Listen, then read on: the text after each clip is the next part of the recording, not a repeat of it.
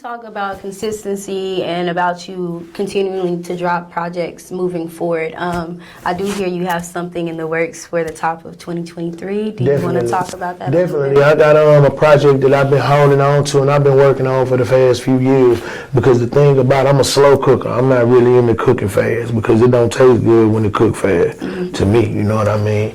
Microwave and shit off the stove got two different all type of taste to it. And I've been working on this project because I've been wanting the project to actually be just as great. Every time I do something, I'm not really in a rush. It's just I've planned out. And a lot of my records that I put on MJ, I had been recorded. But the thing is, it's about blending it all together. When you, some painters, man, it take 2-3 years to paint one painting. And some artists coming from the area I come from, you didn't have a record out. Technology, it didn't even have nothing to do with technology. What you did was, it's like you sculpting something and it's taking time to sculpting it out. So Menace To Society was that. That's one of my favorite movies. I built the car around it. It took me 3.5 years to build the actual car. Every screw, everything on the car is brand new.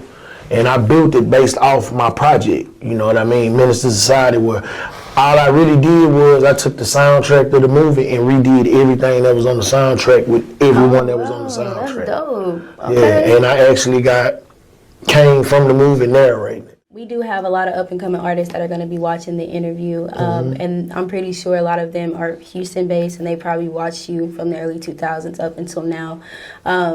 Somebody that is up-and-coming and that is potentially trying to get to like a bigger platform and they don't have like the marketing part or the branding or the PR, what is something that you think they should know on that aspect? I think they need to know the business first. Business. Because see, when I came into the game, I wasn't as knowledgeable about the business as I am now, excuse me. You need to really just sit around some people and get to know some people that can actually help you. You got to build a team. You are only as strong as your team.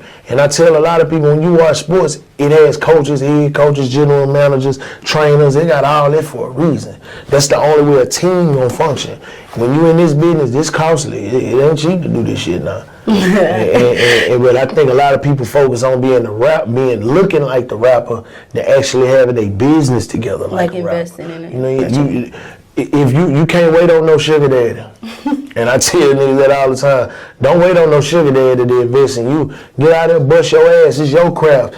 Nobody gonna believe in you unless you believe in you. So you gotta believe in you first. If you're not willing to gamble on yourself first, invested in yourself first, you can't expect nobody else to want to put nothing into you. Before you sign anything, people be so reluctant to read over contracts and understand the business to where they just think I'm gonna sign and get the money and go buy me a chain tomorrow.